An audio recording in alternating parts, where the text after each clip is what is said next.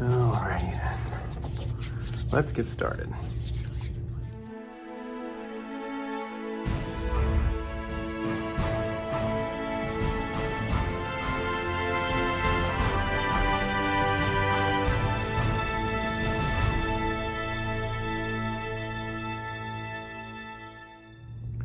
Welcome back, guys, to another episode of Mr. Rodriguez's 8th grade U.S. history class. Today, we're going to look at the Boston Massacre, the so-called massacre, which you can read about in your My World interactive textbook on pages 52, 63, though we're going to look specifically at this section right here on page 60.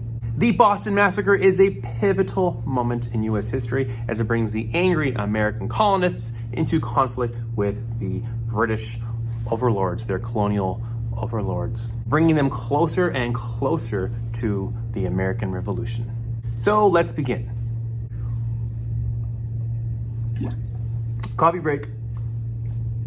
The French and Indian War, also known as the 7 Years' War, was finally brought to a close with the signing of the Paris Treaty in 1763.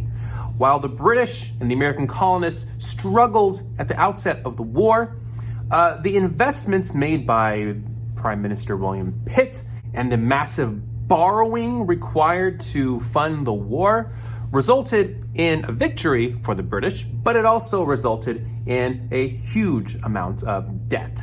Because of the logic of the mercantilist system, the British in the Parliament had the idea that they could pay off their debt by taxing the American colonists. They gambled that the American colonists would not mind paying additional taxes to cover the cost of the war. So they passed a series of taxes, beginning with the Sugar Act in 1764, the Stamp Act in 1765, and then the Townshend Acts in 1767. These series of taxes really aggravated the colonists because, in their view, the mercantilist system was inherently unfair, especially given that they were being taxed without having a voice, without having representation in Parliament, which gave rise to their slogan, their motto, "No taxation without representation."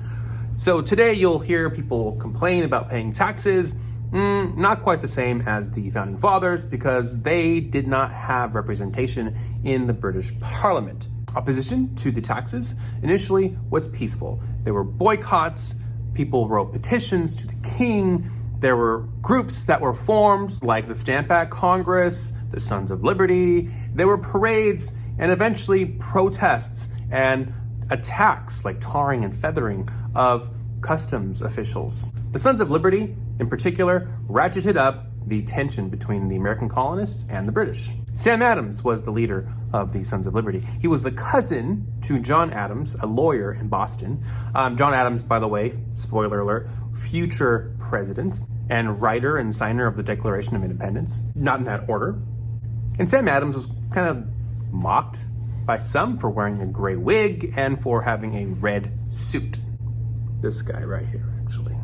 And he was quite effective at organizing the colonists against the British in Boston. On the night of March 5th, 1770, a crowd of Bostonians gathered around the Customs House. They were angry over the Quartering Act, which stationed British troops in Boston, but also allowed British soldiers to be stationed in people's homes. As the crowd grew larger and as the crowd grew angrier, they started throwing snowballs, oyster shells, rocks, and insults at the British soldiers. At one point, people started showing up to the crowds carrying sticks and clubs, and the crowd was getting larger and increasingly angry. And so the British soldiers, being pelted with all these objects and fearing for their lives, responded by shooting into the crowd of protesters. The British soldiers killed 5 of these protesters. Among the 5 who were killed was Crispus Attucks, an African-American man largely believed to be the first casualty in the American Revolution. The American colonists were outraged by the violent response of the British soldiers. Their rage was fueled even more so by the propaganda put out by leaders of this movement.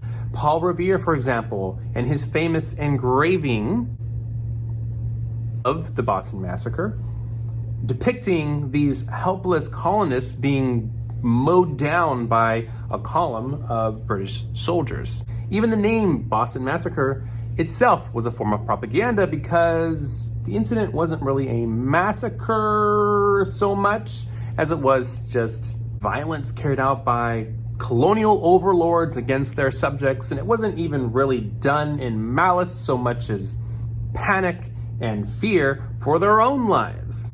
So this propaganda machine, used very effectively by the Sons of Liberty, helped to propel the American colonists forward in their resistance and rebellion and ultimately revolution against the British. And in case you're wondering, the British soldiers who were engaged in that incident were arrested and arraigned and put on trial. But their lawyer was John Adams. That's right, the same John Adams who was the cousin to Samuel Adams, the leader of the Sons of Liberty.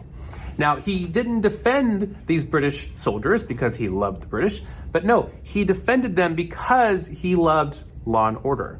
He loved the rights of every man, whether they be American or British or what have you. Because of John Adams' skill and talent as a lawyer, all but 2 of the British soldiers were found not guilty. 2 of them were found guilty of manslaughter. This whole situation should not have happened, right? On the one hand, you have colonists who are agitating and harassing the British soldiers, throwing objects, including snowballs, rocks, and oyster shells. But on the other hand, you have British occupying forces who are quite willing to use force against their people. And the result of which was violence, increased tensions between the American colonists and the British, and ultimately the American Revolution. We will learn more about the American Revolution in the coming weeks. But before I end this video, let me just ask you one question. Do you think that the British were justified in using force against the American colonists? Were victims of a colonial system that denied them their basic human rights? Let me know in the comments, and we'll discuss this more in class. Thank you for watching. Don't forget to like and subscribe. I believe you can click this button over here somewhere. Thank you very much, and I'll see you in the next video. Tighten up, my dudes. Stay cool. Keep in school.